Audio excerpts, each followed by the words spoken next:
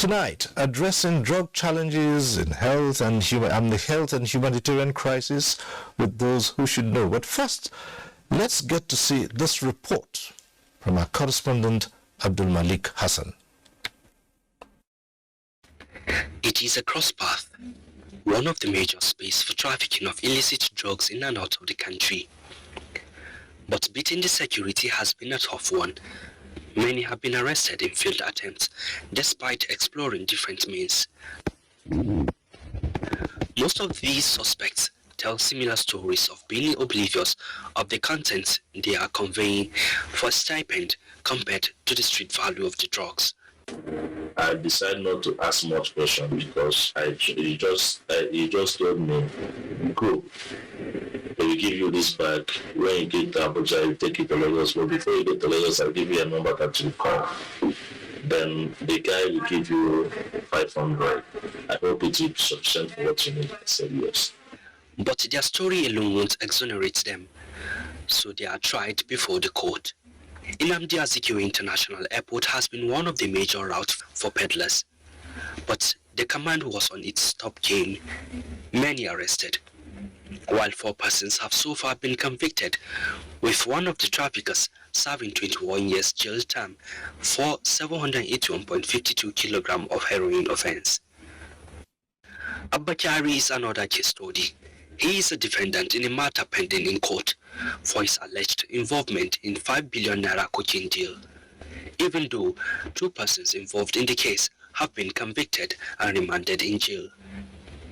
But in all, the action of these traffickers is on the victims who knowing or unknowingly consume these substances. At the end, it is dependency, lack of productivity, and most times stigmatized by family and members of the society. Substance use is now seen as a public health issue rather than a criminal justice issue.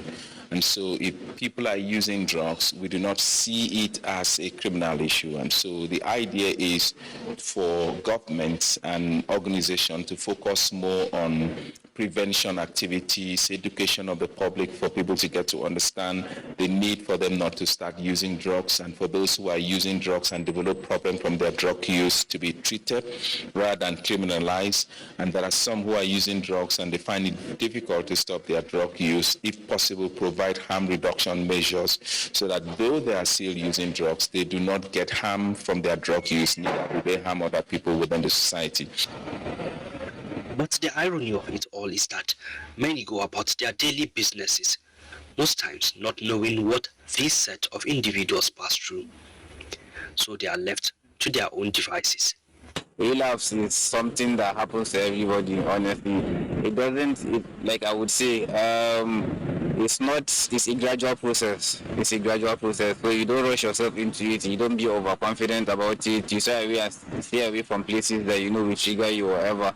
But relapse always comes to the people in different ways. It could be through withdrawal. Some people can't take the pain. Some people will just be watching by where someone smokes and then it just triggers everything. But relapse is real. Some people don't believe in relapse, but it's real, honestly. However, NDLEA says a total of 17,647 offenders have been arrested from 2021 to the middle of 2022, and more than 154,667 kilograms of illicit substances seized within the first 6 months of 2022. The war against drug abuse, NDLEA reveals, is key to decent society with refined minds. Abdul Malik Hassan,